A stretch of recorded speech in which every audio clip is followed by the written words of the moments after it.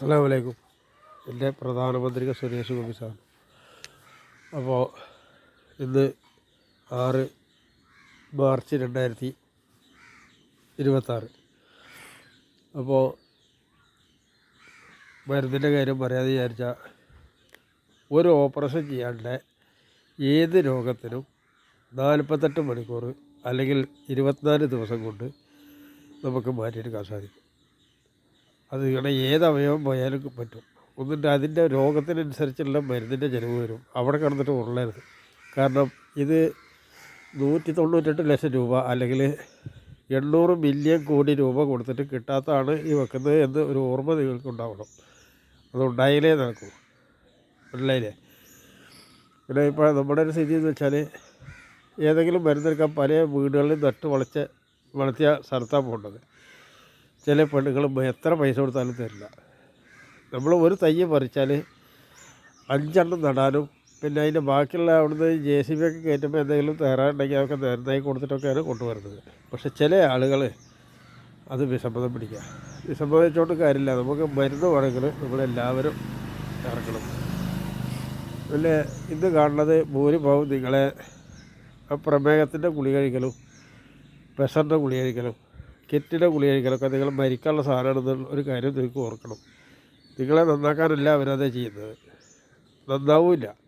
ഇതൊക്കെ തട്ടിപ്പിൻ്റെ കേന്ദ്രമാണ് മുഴുവൻ. അപ്പോൾ ഞാനത് പറഞ്ഞിട്ട് കാര്യമൊന്നുമില്ല. അതുപോലെ നിങ്ങളെ കയ്യോ കാലോ മറ്റേത് എല്ലാം പൊട്ടണമെങ്കിൽ ചെറിയ കേടിനൊക്കെ ഒരു 500 രൂപ തരും. പക്ഷേ അത് നിങ്ങൾക്ക് അരമണിക്കൂർ നേരം കൊണ്ട് നിങ്ങൾക്ക് ഗുണം കിട്ടും. വലിയ കേടാണെങ്കിൽ ചിലപ്പോൾ 5000 രൂപ, ഒത്തിരി വലിയ കേടാണെങ്കിൽ ലേശം വലുതാണെങ്കിൽ 5000 രൂപ വരും. അതല്ലെങ്കിൽ 25,000 രൂപ അല്ലെങ്കിൽ 1 ലക്ഷം രൂപ വരും. ഇങ്ങനെയാണ് അതിൻ്റെ സംവിധാനം. അതായത് 1 ലക്ഷം രൂപ വരുന്നത് തണ്ടലൊക്കെ പൊട്ടി മേലിൽ നല്ല അടി പൊട്ടി തലക്കൊക്കെ അടി പറ്റിയിട്ട് 1 ലക്ഷം രൂപ വേണം. ഇതിന് ഒരുപാട് തരം സാധനങ്ങൾ ചെയ്യണ്ട. അപ്പോൾ ഇതായിട്ട് എന്താ ഗുണം തോന്നല്ലേ? 2 മണിക്കൂർ നേരം കൊണ്ട് നിങ്ങൾക്ക് ഗുണം കിട്ടും. ഗുണം കിട്ടുകയെന്ന് പറഞ്ഞാൽ നിങ്ങൾ പ്ലാസ്റ്റർ ഇടണ്ട, കമ്പി ഇടണ്ട, ഓപ്പറേഷൻ ചെയ്യണ്ട, ഇതൊന്നും വേണ്ട. നിങ്ങൾക്ക് നീച്ച് നടക്കാം. ഞാൻ ചെയ്യണ പോലെ തന്നെ ചെയ്യാൻ തൽക്കാലം എടുത്ത ഒരു വൈദ്യനെ കൊണ്ട് സാധിക്കില്ല. എന്താ സംഭവം എന്നറിയോ? ഞാൻ ഒറ്റയ്ക്ക് പലതും ഉണ്ടാക്കിയുള്ളതാണ്. പല സാധനം ഉണ്ടാക്കിയുള്ളതാണ്. അപ്പോൾ അതുപോലെ ചെയ്യാനൊന്നും തൽക്കാലം ആരെ കൊണ്ട് കൂട്ടാൻ പറ്റില്ല. എല്ലാ വിഭാഗങ്ങളും കയറിയിട്ട്. അതായത് നിങ്ങൾ ഏത് ലോകരാഷ്ട്രത്തിൻ്റെ ആരായാലും കാര്യമില്ല. ജീവിക്കണമെങ്കിൽ പിള്ളേരെ രോഗം മാറി ജീവിക്കണം എന്ന് ആഗ്രഹമുള്ളവർ മാത്രം എൻ്റെ അടുത്ത് വന്നാൽ മതി. രോഗം മാറിയിട്ട് ഇവിടുന്ന് അങ്ങോട്ട് കണ്ടീഷനായിട്ട് ജീവിക്കണം. ചിലപ്പോൾ ഒരു 4-5 ലക്ഷം രൂപയൊക്കെ ഞാൻ ചില ആളുകളുടെ അടുത്ത് വാങ്ങും. അല്ലാതെ എനിക്കത് നിലനിന്നുകൊണ്ടേ ഈ പണിക്കാർക്ക് ശമ്പളം കൊടുക്കണ്ടേ? പണിക്കാർക്ക് ശമ്പളം കൊടുക്കണം, വീടേക്ക് വാടക കൊടുക്കണം, പിന്നെ കറണ്ട് ബില്ല് വേണം. അപ്പോൾ ഇതൊക്കെ വെറുതെ ഉണ്ടാവില്ലല്ലോ. ഉണ്ടാവുമോ? അപ്പോൾ അതൊക്കെ വേണം. പിന്നെ മാത്രമല്ല എനിക്കെന്തെങ്കിലും വെള്ളം കുടിക്കാനുള്ള പൈസയും കിട്ടണം. ഇതൊക്കെ കഴിഞ്ഞിട്ടാണ് നമ്മളിവിടെ ജീവിക്കുന്നത്. അപ്പോൾ എല്ലാവരും നല്ല ഓർമ്മ ഉണ്ടാവുക. പിന്നെ വളപത്രം ആർക്കും ഗുണമില്ലാത്തൊരു സാധനം വളപത്രം. എന്നാൽ ഈ സാധനങ്ങളൊക്കെ ഉണ്ടെങ്കിൽ നമുക്ക് എല്ലാവർക്കും മുന്നോട്ട് പോകാൻ സാധിക്കും. ഏത് കോമൺ സ്റ്റേജിൽ കിടക്കുന്ന ആളാണെങ്കിലും നട്ടെല്ലാം മുറിഞ്ഞവരാണെങ്കിലും ഞാൻ ശരിയാക്കി എടുക്കാം. പുതിയ ആൾക്ക് ഒരൊറ്റ ദിവസം. പുതിയ ആളെന്ന് പറഞ്ഞാൽ ഇന്നോ ഇന്നലെ പറ്റിയതായിരിക്കണം.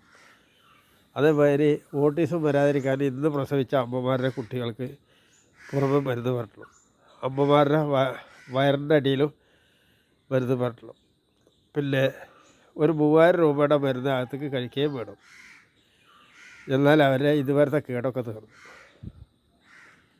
അപ്പോൾ നിങ്ങൾക്ക് പറ്റുമെങ്കിൽ ഈ ഭരണമൊക്കെ അനുസരിക്കാം. പറ്റുമെങ്കിൽ. പറ്റില്ല എന്ന് പറഞ്ഞാൽ 3000 രൂപയുടെ മരുന്ന് അകത്തേക്ക് വെക്കുമ്പോൾ ഒരു 2000 രൂപയുടെ മരുന്ന് പുറത്ത് പരട്ടണം. അതായത് ഈ അമ്മമാർക്ക് പിന്നെ 70% ഡിസ്കൗണ്ട്. അമ്മമാർക്ക് 70%. കാരണം കുട്ടികളെയൊക്കെ നേരെ കൊണ്ടുവരാൻ വേണ്ടിയിട്ടാണ്. എനിക്കുണ്ട് ഒരുപാട് കുട്ടികൾ. ഞാൻ അവരുടെ മുഖം നോക്കിയിട്ടാണ് ഈ കുട്ടികളെ ചെയ്യുന്നത്. അല്ലാതെ മറ്റുള്ള തിരക്കുകളൊന്നുമല്ല. പിന്നെ മറ്റുള്ളവരോടൊന്നും എനിക്ക് അത്ര വലിയ ബാധ്യതയൊന്നും ഞാൻ ചെയ്യില്ല. അപ്പോൾ ഈ കുട്ടികൾക്ക് ഇങ്ങനെയൊക്കെ ചെയ്യും. അത് ഞാൻ തന്നെ ഇറങ്ങിയിട്ട് ഓരോ കാര്യങ്ങൾ ചെയ്യുന്നതാണ്. ഇതെനിക്ക് കൊണ്ടു നടക്കാൻ പറ്റുന്നതിന് ഒരു പരിധിയൊക്കെ ഉണ്ട് കേട്ടോ. അല്ലാതെ ലോകത്തെ എല്ലാവരും കൂടി വരുമ്പോഴൊന്നും എനിക്ക് അങ്ങനെ ചെയ്യാൻ കഴിയില്ല. ഒരാൾക്ക് ചെയ്യാൻ പറ്റുന്നതിന് പരിധിയില്ലേ? അതങ്ങനെ പറ്റുള്ളൂ.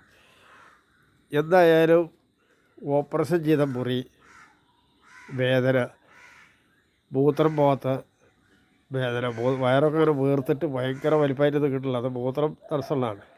അതിനൊക്കെ എൻ്റെ മരുന്ന് കുടിച്ചാൽ ശരിയാവും. പിന്നെ ഒരു മരുന്നിന് പറ്റിയില്ലെങ്കിൽ അടുത്ത പണി ഞാൻ ഉണ്ടാക്കുന്നേ, അതല്ലേ പണി.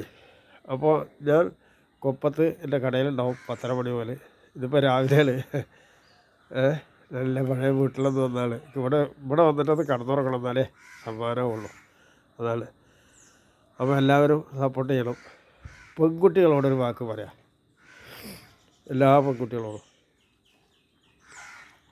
നിങ്ങൾക്ക് ഭർത്താവ് കുട്ടികളും ഇല്ലെങ്കിൽ നിങ്ങളുടെ കാര്യം പോക്കാം, മനസ്സിലായില്ലേ?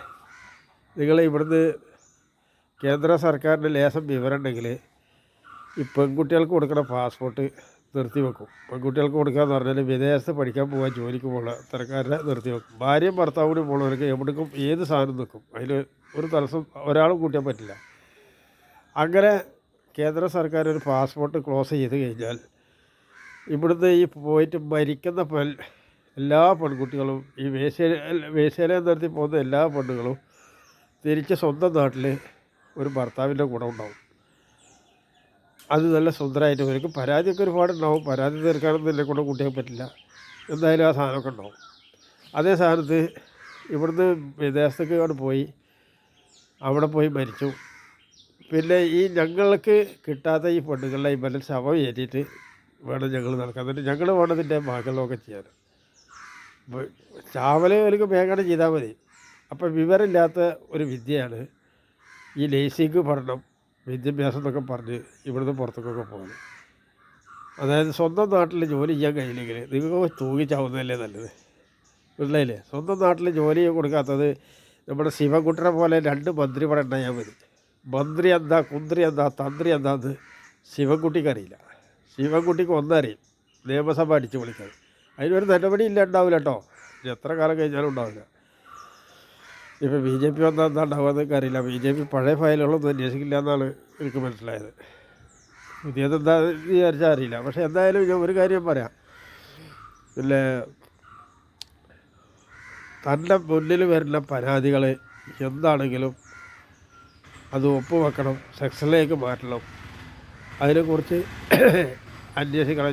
ഈ പറഞ്ഞത് ന്യായമാണെങ്കിൽ നടപടിയും വേണം, ഇതാണ് എൻ്റെ അഭിപ്രായം. ന്യായമാണെങ്കിൽ അതിൻ്റെ മുകളിൽ 2 വിരലിൻ്റെ ഓരോ വിരലടയാളം വേണം, ഇത് നല്ല നിർബന്ധമാണ്. അതുപോലെ ഒരു പരാതിക്കാരനാകുമ്പോൾ ഒരു പരാതി ഉണ്ടാവുമല്ലോ, അവർ 2 ആളുടെ ഫോട്ടോ ജനങ്ങൾ കാണണം. ബോഡി വെക്കരുത്, ബോഡി വെച്ചത് ശരിയാവില്ല. അത് നമ്മളെ ശിവൻകുട്ടിക്ക് തന്നെ പറ്റുള്ളൂ, മനസ്സിലായില്ലേ? മന്ത്രി ശിവൻകുട്ടി വളരെ മോശമായിട്ടാണ് ജനങ്ങളോട് പ്രവർത്തിക്കുന്നത്. അപ്പോൾ എനിക്ക് ആവശ്യമില്ലാത്ത കാര്യമാണ്. തിരുവനന്തപുരത്ത് ആ വലിയ പൊങ്കാല വന്നിട്ട് അവിടേക്കുള്ള ജനങ്ങളുടെ വെള്ളം ഫുള്ളായിട്ട് കട്ട് ചെയ്തു. BJPക്കാർ അത് അവരെ കൊടി വെച്ചിട്ട് അവരുടെ വണ്ടിയിൽ കൊണ്ടുപോയി കൊടുത്തു എന്നാണ് ഇയാൾ പറയുന്നത്. കൊടി വെച്ചിട്ട് വണ്ടി പോകണ്ടെന്ന് പറഞ്ഞാൽ പൈപ്പ് കൂടെ വെള്ളം നേരം പോലെ വിട്ടാൽ അങ്ങനെ വരുമല്ലോ.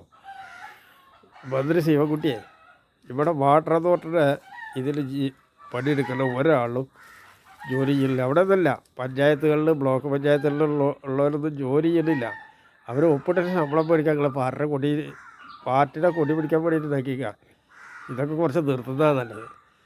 ജനങ്ങൾ അറിഞ്ഞിട്ട് ഇതിൻ്റെ മേലെ പണിയെടുക്കുമ്പോൾ പണിക്കറിയണോ തുരിഞ്ഞിറങ്ങിയ പണി വരും, അത് ഒന്നാന്തര പണിയായിരിക്കും, മനസ്സിലായില്ലേ? ജനങ്ങളുടെ പൈസ വെറുതെ ആയിരിക്കും വേണ്ട, പണിയെടുക്കണം എല്ലാവരും. അപ്പോൾ പിണറായി വിജയൻ കഴിഞ്ഞ 10 കൊല്ലം ഭരിച്ചിട്ട് നായി അങ്ങാടി പോയ പോലെ ഉണ്ടായത്. അതായത് ഒരു തൊഴിൽ സ്ഥാപനവും വൃത്തിയിൽ കൊടുത്തില്ല. ആരെങ്കിലും തൊഴിൽ അന്വേഷിച്ച് വന്നാൽ കേരളത്തിൽ നിന്ന് പുറം കിടക്കുന്നവരെ ഓടുന്നവരെ അടിച്ചുകൊണ്ടിരിക്കുക. ഈ സമീപനമൊക്കെ മാറ്റുന്ന കാലം കഴിഞ്ഞു. അത് മാത്രമല്ല, ഇനിയുണ്ട് കാര്യങ്ങൾ. നിങ്ങൾക്കൊന്നും പിന്നെ മരണം തരാനൊന്നും മറ്റുള്ളതിനൊന്നും നടക്കില്ല. പിന്നെ പിണറായി വിജയൻ ഒരു കാര്യം ചെയ്തിട്ടുണ്ട്, ആ വയസ്സായവർക്ക് പെൻഷൻ കൊടുത്തിട്ടുണ്ട്. അതുകൊണ്ട് 40% വോട്ട് നിങ്ങളുടെ പെട്ടിയിൽ ഉറച്ചിരിക്കും, അതിനൊരു സംശയമൊന്നുമില്ല.